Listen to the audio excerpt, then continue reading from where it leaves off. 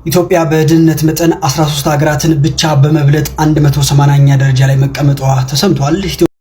ሰላም የተከበራችሁ ውድ ቻናል ቤተሰቦች እንዴት ናችሁ? በያላችሁበት ሰላምታ ይድረሳችሁ እያልኩኝ በቅድሚያም ለሰዓቱ ወደ ያስኩላችሁ አጫጭር መረጃዎች እናልፋለን።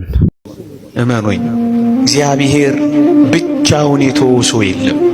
እግዚአብሔር ብቻውን የጣለው ሰው ከቶም ቢሆን በመጽሐፍ አላየንም፣ በአባቶቻችንም አልሰማንም። እኛ ነን ብቻችንን ይሆን እየመሰለን የተሸበርነው። እኛ ነን ብቻችንን ይሆን እየመሰለን የደነገጥነው። እኛ ነን ምን ዱብዳ ያደረሰብን እየመሰለን የታወክነው እንጂማ እግዚአብሔር ፍጥረቱን ረስቶ አያውቅም። እግዚአብሔር በረድኤት ከፍጥረቱ ርቆ አያውቅም ወገኖቼ። እዚህ ነው እኔ ካንተ ጋራ እሄዳለሁ የሚለው ሙሴ። የትም እንሁን የት በምንም እንኑር በምን እግዚአብሔር አይረሳንም። ለዚህ ነው በመጽሐፍ አልተውሽም ከቶም ቢሆን አልጥልሽም የሚለው። በድጋሚ እንደምንቆያችሁ ክቡራን የቻናሌ ቤተሰቦች፣ ለቤቱ አዲስ ከሆናችሁ ቤቱን ሰብስክራይብ በማድረግ ላይክ እና ኮሜንትን ብታደርጉ የምጠላ አይሆንም።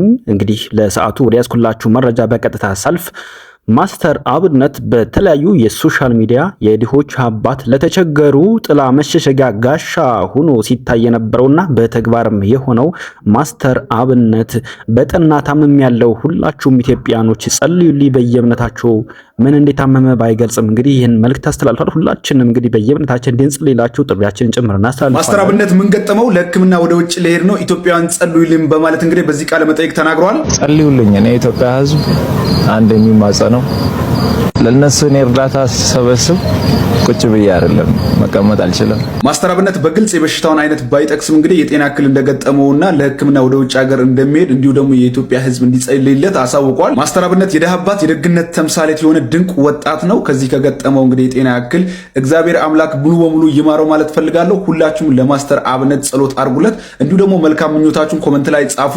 ወደ መጨረሻው ዝግጅታችን ነው በቀጣይ የምናልፈው። ከምስሉ ላይ እንደምታዩት እንግዲህ አዶናይ ብርሃኔ በቲክቶክ ላይ መነጋገሪያ የሆነውና በአጭር ጊዜ ትልቅ ዝናና ክብርን ከህዝቡ ዘንድ ተቀባይነትን ያገኘው አዶናይ ብርሃኔ ኃይለ ሚካኤል እንደምታዩት ቤተሰቦቹ ጋር ተቀላቅሏል። እናቱ እንደምታዩት እንግዲህ ስሜቷን መቆጣጠር አልቻለችም፣ በእንባ የታጠበችው።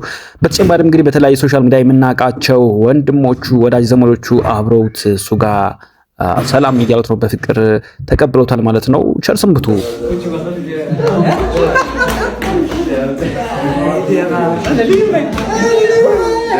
Yeah.